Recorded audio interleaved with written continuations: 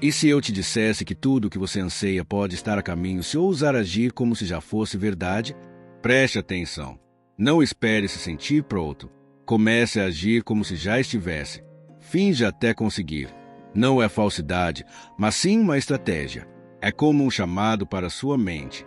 A realidade muda quando você se transforma. Enquanto agir como sua antiga versão, terá resultados limitados. Mas, ao começar a se mover, falar, vestir e decidir como a pessoa que almeja, o mundo ao seu redor se ajustará. Não espere a confiança chegar. Haja como alguém que já a possui. Não espere o sucesso para se sentir valioso. Sinta-se assim e haja de acordo. Este vídeo não é para quem espera, mas para quem decide, quem não pede permissão, quem se cansou de viver pela metade. Pois fingir não é enganar, mas sim ensaiar sua grandeza. E se mantiver esse personagem interno, um dia deixará de fingir, pois terá conquistado, e saberá que foi você quem criou. Antes de tudo, faça algo simples, mas de grande impacto. Vá aos comentários e escreva com convicção. Ajo como meu futuro. Sou estoico. Não é só para o vídeo, é uma ordem à sua mente. Ao escrever, você ativa uma identidade, age como quem você sonha ser. Não é um ritual vazio, mas uma reprogramação. Palavras repetidas com intenção se gravam e viram atitude. Então, faça com força, como um pacto consigo. Escreva, leia e diga em voz alta. Que essa frase seja sua nova base mental, pois ao mudar seu discurso interno, você muda seu destino. Lição 1. A diferença essencial reside entre a simulação e a autenticidade. A frase finge até conquistar é frequentemente mal interpretada como um convite à falsidade. No entanto, para os estoicos, simular um comportamento não é sobre enganar os outros, mas sim treinar a si mesmo para se tornar a pessoa que deseja ser. Sêneca dizia, a alma é moldada por repetidas impressões. Isso significa que, ao simular um comportamento virtuoso repetidamente, você internaliza esse hábito até que ele se torne autêntico. Essa prática forma a base do conceito de proeresis, a capacidade racional de escolher ações guiadas pela razão. A neurociência moderna apoia essa ideia com a neuroplasticidade, a capacidade do cérebro de se reorganizar criando novas conexões neurais. Quando você se comporta de maneira disciplinada, focada ou corajosa repetidamente, mesmo que pareça forçado no início, seu cérebro começa a aceitar esse novo comportamento como padrão. Um estudo da University College London mostrou que hábitos podem ser solidificados em cerca de 66 dias, desde que repetidos intencionalmente. Ou seja, fingir com consciência pode sim levar à verdadeira transformação. O ponto de conexão aqui é simples. Todos já nos sentimos deslocados, com síndrome do impostor ou simplesmente travados diante de um novo desafio. Fingir coragem, por exemplo, é muitas vezes o primeiro passo para realmente se tornar alguém corajoso. Marco Aurélio escrevia em seus diários: pense como um homem de ação, haja como um homem que pensa. Não há contradição nisso, mas sim um ciclo virtuoso de desenvolvimento pessoal. O fingimento consciente é um tipo de ensaio, um treino ético para a alma. Essa lição é crucial para as próximas, pois nos ensina que toda mudança verdadeira começa por uma decisão interna, não por uma emoção. Só depois que entendemos que fingir significa ensaiar a virtude, podemos avançar para o próximo nível. A imaginação ativa, onde você visualiza o sucesso como se ele já tivesse sido alcançado. Isso não é autoengano, é estratégia estoica. Lição 2. Imaginar e vivenciar o triunfo como algo já alcançado altera o mundo real. Imagine um atleta olímpico se preparando para uma competição. Antes de subir ao pódio, ele já visualizou aquela vitória centenas de vezes em sua mente. Esse é o princípio da visualização criativa, e estudos em psicologia do desempenho confirmam que imaginar uma conquista com riqueza de detalhes ativa as mesmas regiões cerebrais usadas na execução real. Os estoicos, muito antes da ciência comprovar isso, já recomendavam o uso da imaginação como ferramenta de alinhamento mental. Epicteto dizia: nenhuma coisa grande é criada de repente. Esse fingimento imaginativo funciona porque o cérebro não distingue totalmente entre a realidade e a vivência mental quando ambas são emocionalmente vívidas.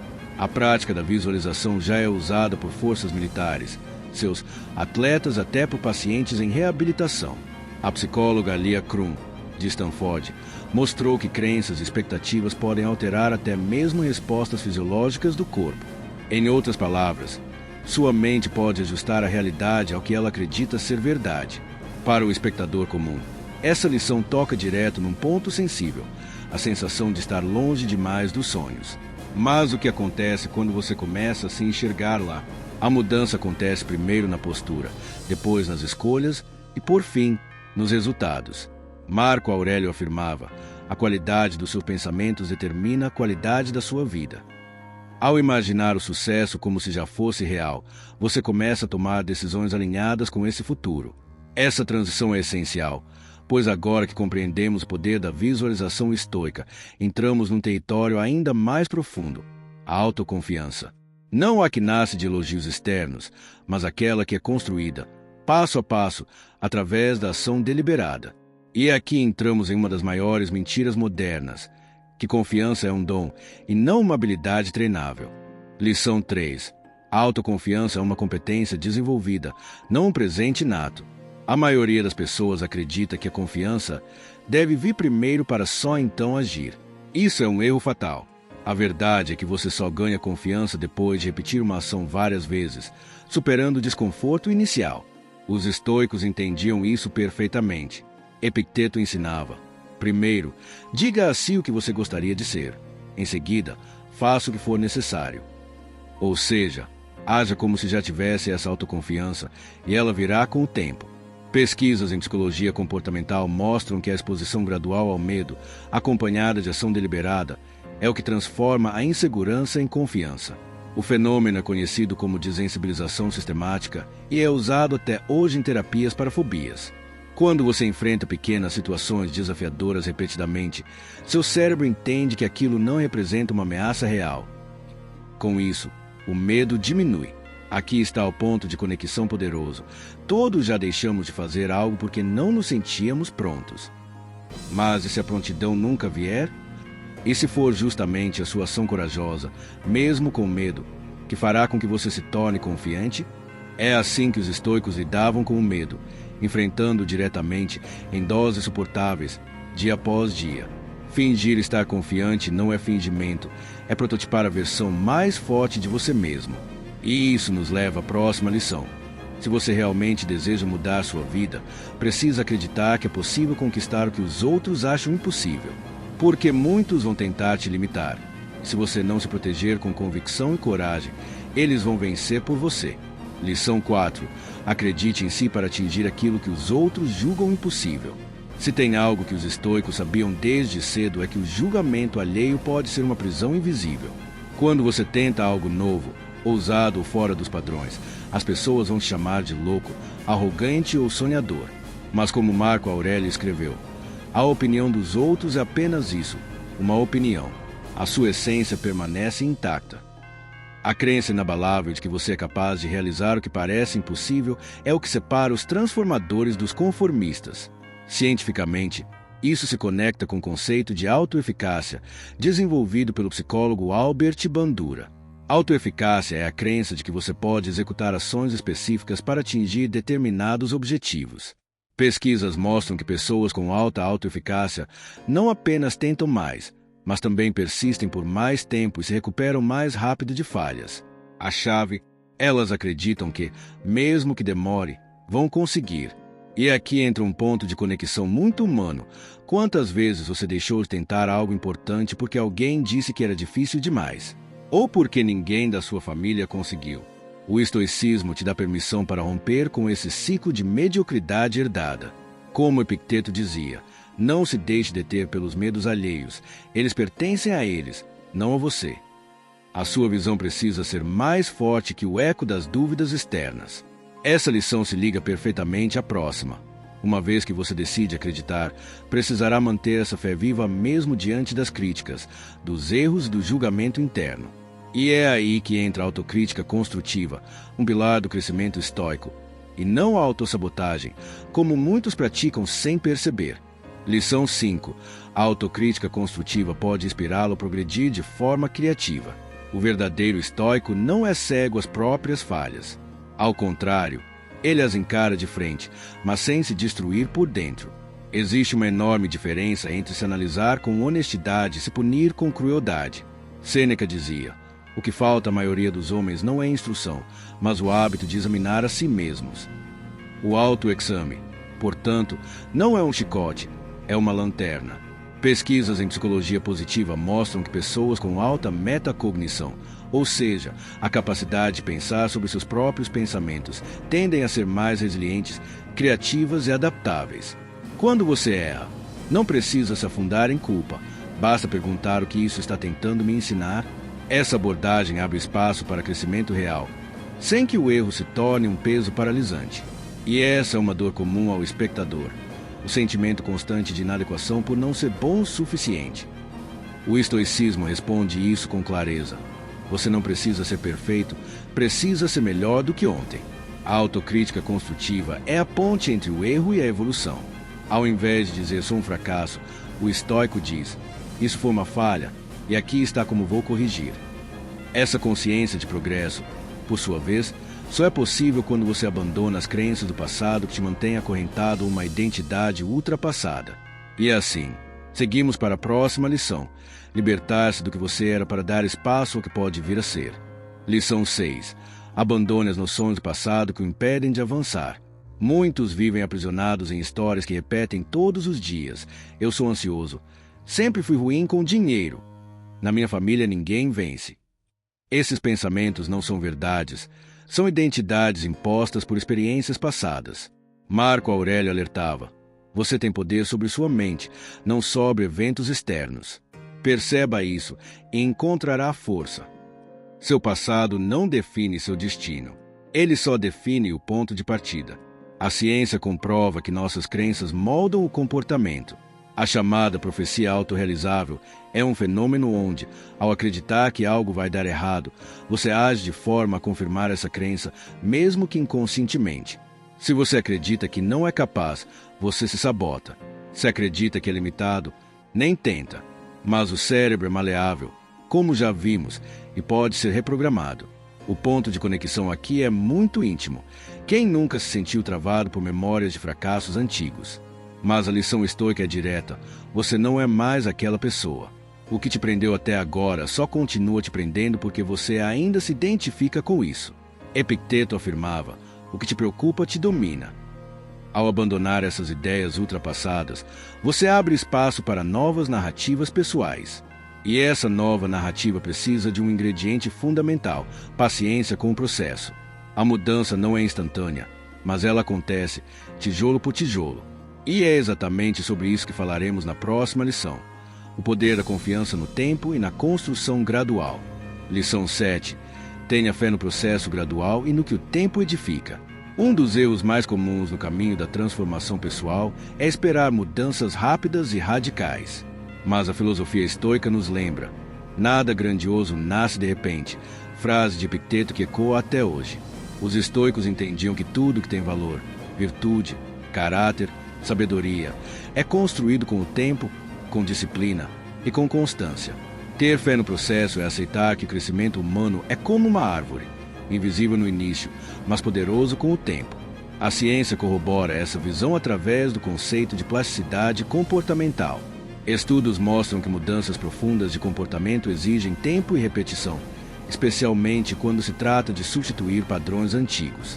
O famoso efeito composto, abordado por Darren Hardy, também reforça isso. Pequenas ações diárias, repetidas consistentemente, geram transformações gigantescas ao longo dos anos. Isso explica por que muitos fracassam, não por falta de esforço, mas por impaciência. Você que assiste agora provavelmente já tentou mudar algo em sua vida. Por não ver resultados imediatos, desistiu. Mas essa lição te desafia a pensar diferente. E se tudo estivesse funcionando, só que você desistiu cedo demais? Marco Aurélio escreveu: a natureza não se apressa, e ainda assim tudo é realizado. Essa frase nos lembra de respeitar o ritmo da vida. Paciência não é passividade, é confiança madura no processo. E para manter essa paciência viva, um fator se torna decisivo: a forma como você enxerga o mundo e os desafios. Afinal, a mesma situação pode parecer insuportável ou libertadora. Tudo depende da perspectiva interior. Por isso, A próxima lição fala justamente sobre o poder da interpretação na vida de quem busca evolução. Lição 8.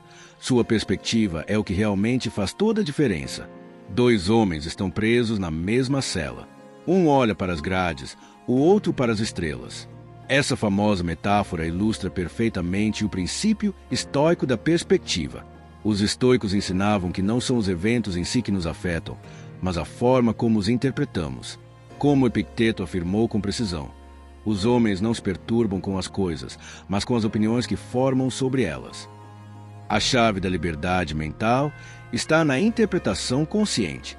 A neurociência também confirma esse princípio por meio do conceito de reestruturação cognitiva, amplamente usado na terapia cognitivo-comportamental, TCC. Essa técnica ajuda as pessoas a mudar suas interpretações automáticas de eventos negativos, reduzindo ansiedade, depressão e impulsividade. O simples ato de reformular um pensamento muda o estado emocional, altera decisões até a saúde física. A mente, de fato, é a lente através da qual o mundo é visto. Todos nós já enfrentamos situações difíceis, rejeições, fracassos, perdas. Mas o que define o impacto desses momentos não é a dor em si, e sim o significado que damos a ela. Você pode ver um fracasso como fim da linha ou como lição valiosa. Você pode encarar a solidão como abandono ou como uma oportunidade de autoconhecimento. O poder está sempre dentro, nunca fora. Essa mudança de perspectiva, no entanto, exige uma prática constante de vigilância mental. E isso nos leva diretamente à próxima lição, a conversa interna. O que você diz a si mesmo quando ninguém está ouvindo molda sua realidade mais do que qualquer outra coisa. E talvez esteja na hora de parar de esperar que tudo dê certo e começar a agir com convicção de que já está dando certo. Lição 9. Altere sua conversa interna para substituir a esperança pela convicção. Esperança é uma palavra bonita, mas perigosa quando usada como desculpa para a inércia. Os estoicos nos ensinam que é melhor agir com convicção do que esperar com esperança. Esperar é passivo, acreditar é ativo. Marco Aurélio dizia: pare de discutir sobre como ser uma boa pessoa. Seja uma. O que você repete mentalmente se torna seu modo de ser, e poucos percebem o quanto a conversa interna molda seus dias. Estudos em psicologia comportamental, como o de Ethan Kroes, mostram que o diálogo interno impacta diretamente nossa performance, estado emocional e decisões. Pessoas que falam consigo mesmas de forma compassiva, objetiva e positiva demonstram mais resiliência, foco e autodomínio. Ou seja, mudar as palavras dentro da sua mente muda o mundo fora dela. Um simples "eu consigo lidar com isso" pode reprogramar sua resposta biológica ao estresse.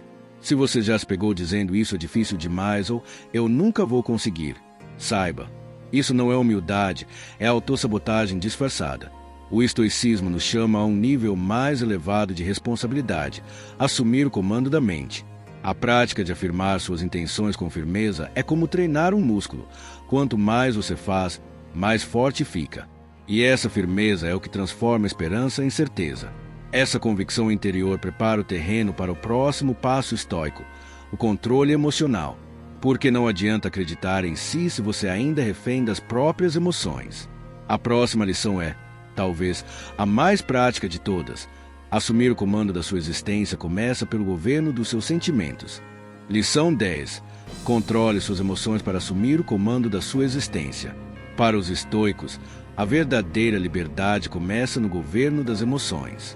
Isso não significa reprimir o que se sente, mas escolher como reagir. Sêneca ensinava: não é que devamos eliminar as paixões, mas sim dominá-las. Emoções como raiva, medo, ciúme e impulsividade são naturais, mas não devem ser soberanas. Um homem que perde o controle diante de um obstáculo se torna escravo de sua própria mente. O domínio emocional é o primeiro passo para tomar decisões com sabedoria.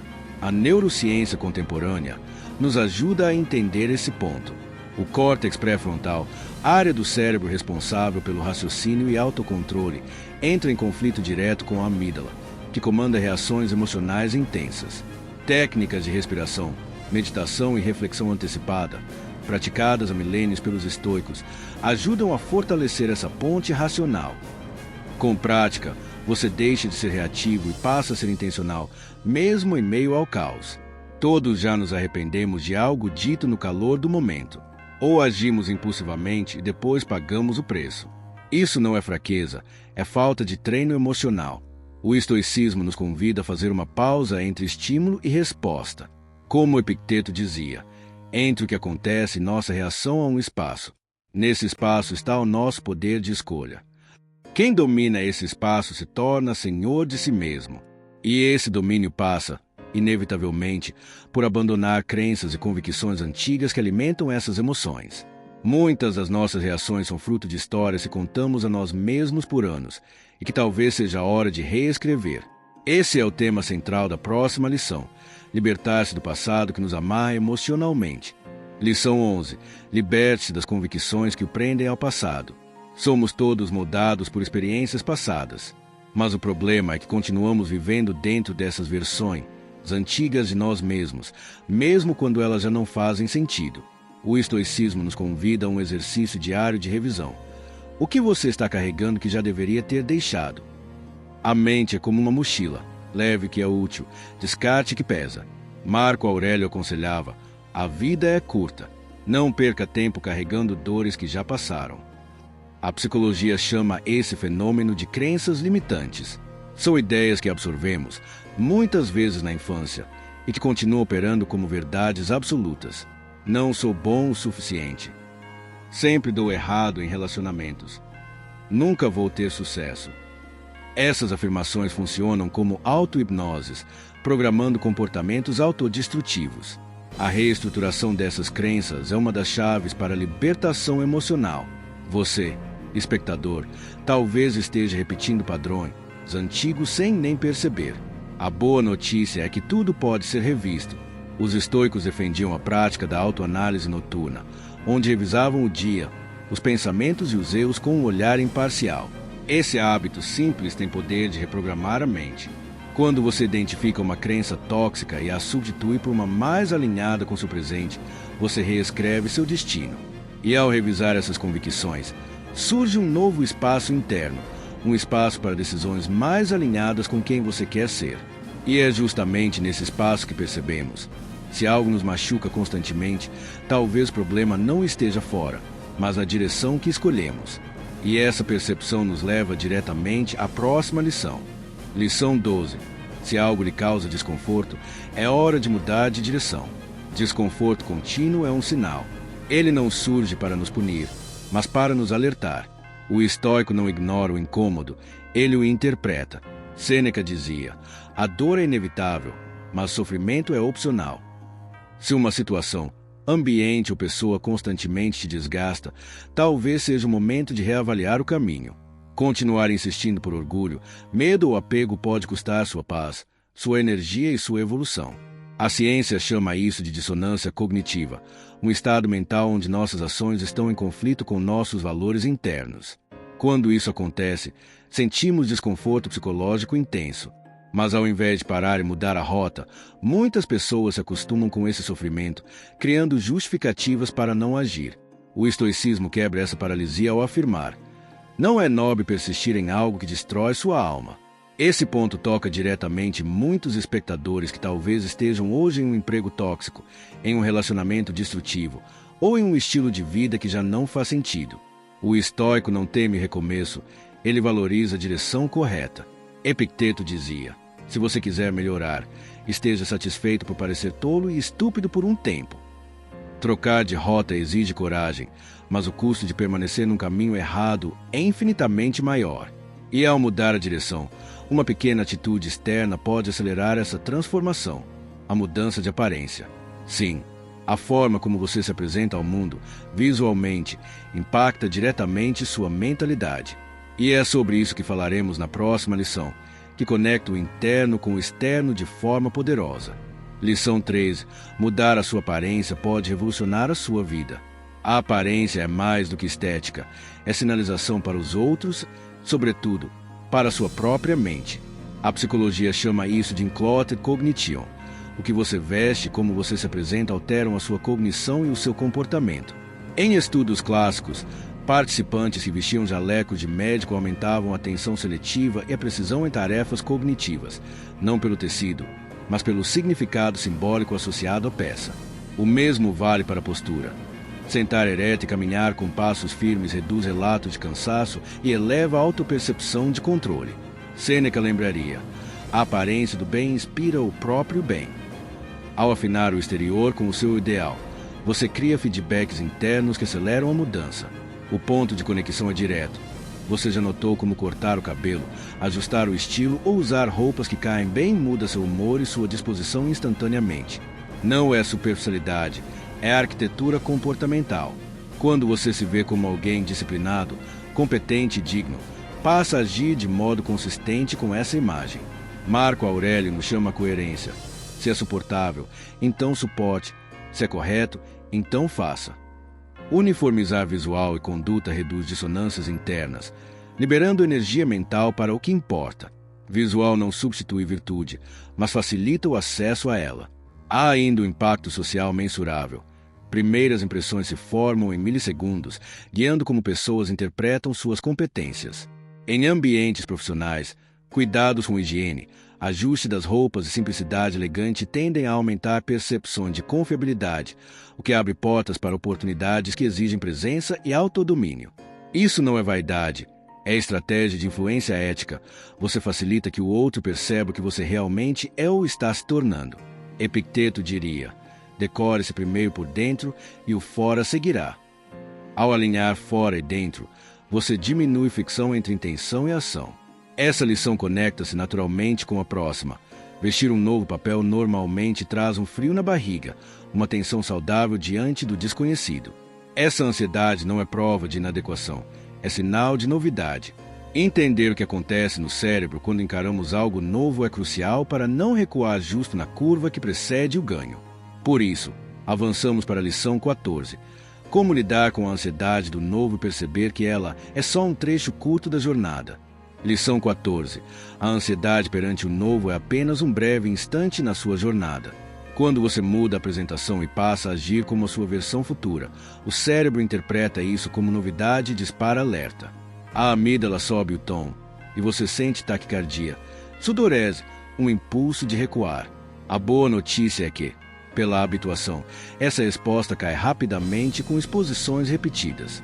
É assim em protocolos de exposição terapêutica para a ansiedade. O pico vem no início, depois despenca à medida que o cérebro recebe evidências de segurança. Sêneca antecipou: sofremos mais na imaginação do que na realidade. O corpo grita no começo, mas se educa com a continuidade. Existe também a lei de Yerkes-Dodson: um nível moderado de ativação melhora o desempenho.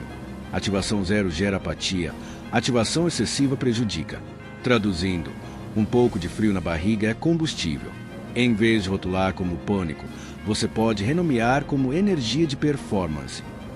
Pesquisas mostram que relabelem, estou animado, muda a interpretação fisiológica do mesmo estado corporal, melhorando a execução de tarefas.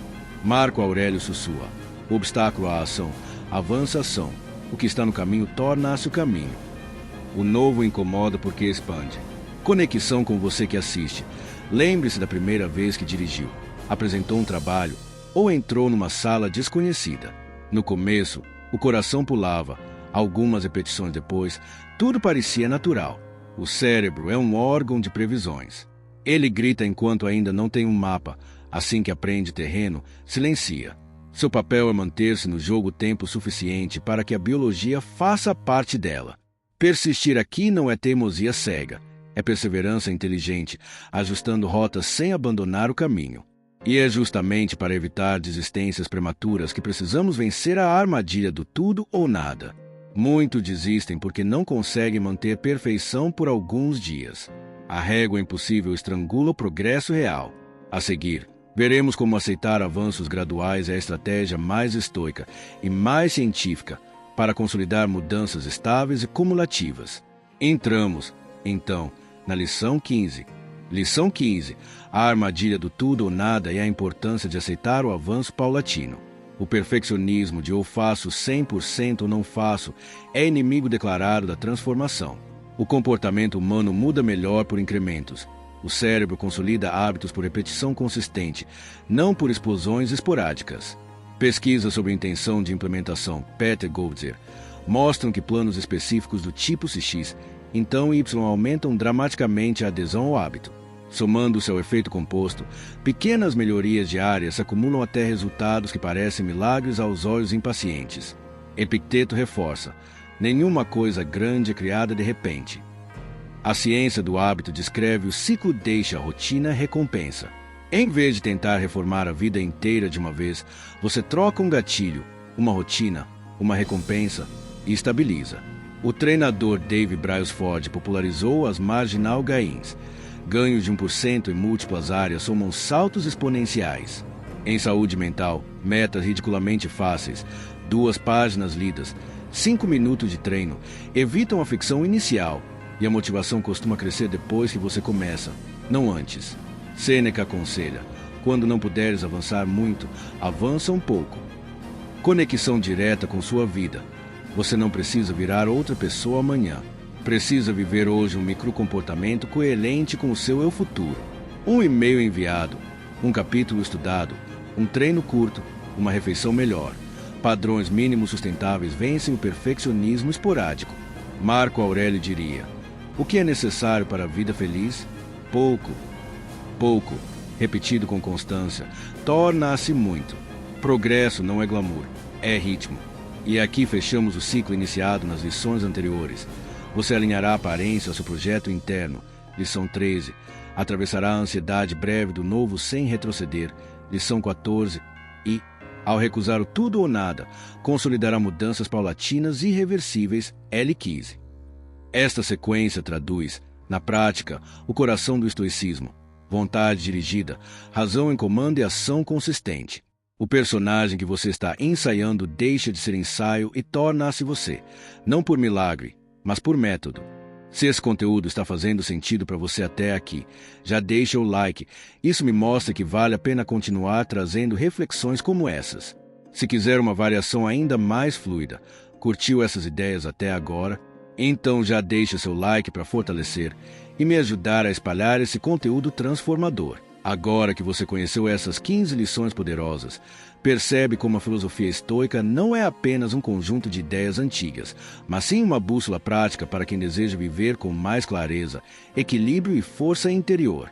Cada ensinamento é como uma peça de um quebra-cabeça que, quando montado, revela o retrato de alguém que domina a si mesmo e não é mais dominado pelas circunstâncias. Mas o caminho estoico não para por aqui.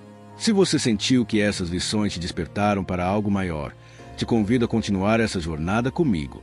O próximo passo é fortalecer sua mente contra distrações, manipulações e armadilhas modernas que nos afastam da paz interior. Não deixe esse conhecimento morrer aqui. Continue avançando. A filosofia só ganha vida quando você a pratica. E os próximos vídeos vão te mostrar exatamente como aplicar isso no seu dia a dia.